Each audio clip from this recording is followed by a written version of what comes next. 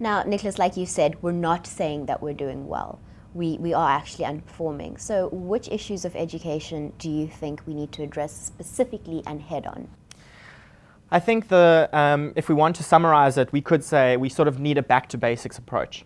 There are a lot of schools in South Africa, both primary schools and high schools, that lack what we would call basic institutional functionality. They literally need to operate as a school. They need to have a timetable that is actually followed, teachers that are on time teaching. So it's all good and well for the minister or for the president to say that we need teachers in school on time teaching, covering the full curriculum, but it doesn't happen in practice.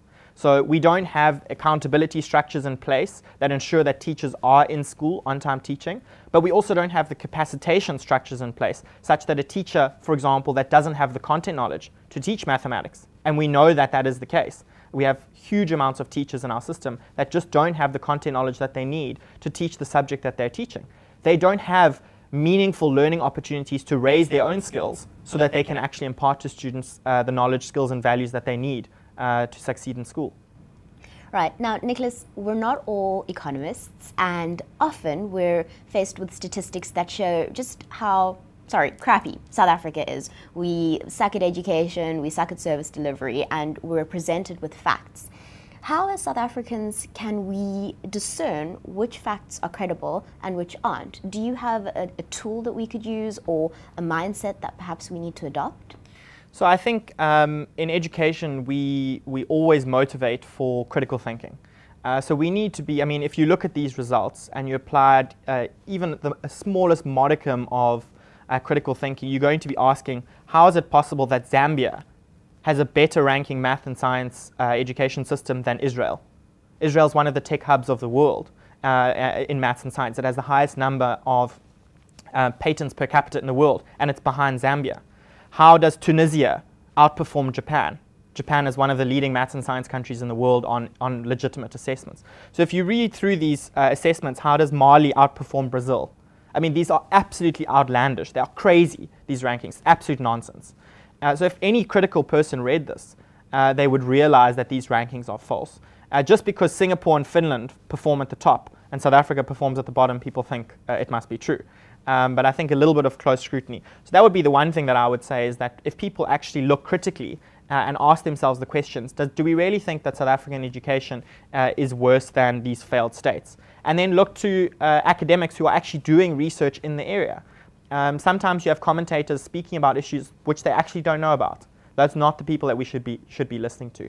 I think there's also a particular peculiarity in South Africa where our mental reference point, where we compare ourselves to, I've had this discussion with many international scholars where they say, you know, in Africa, things in South Africa are actually really, really good.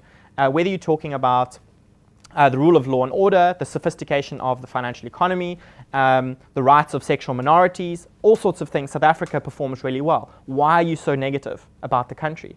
And we say, well, the thing is, in South Africa, we don't compare ourselves to Malawi or to Mozambique or to these poorer neighbors of ours. We compare ourselves to middle-income countries and even to first-world countries around the world. Those are our reference points.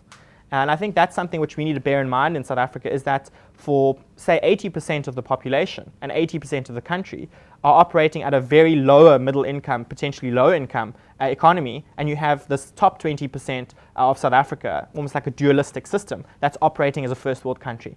So if you go to Joburg, you go to Cape Town, you go to Durban, and you're in the urban hubs, you might be confused for thinking that you're in a first world country. If you go to parts of the rural areas or to the townships, you would think that you might be in one of the poorest areas in the world. So I think that tension between having two countries within one country and having our perceptions pegged to first world standards means that we often think that things are worse than they really are in South Africa. In education, they really are bad. I'm the first one to be stressing that point and saying we need more tension on education, and the powers that be need to be serious about tackling these issues. But on a lot of other areas, I think we're performing better than we think we are. Right, and the bottom line is, when we're faced with evidence like this, we really need to question it, not just believe everything that we're fed. Definitely.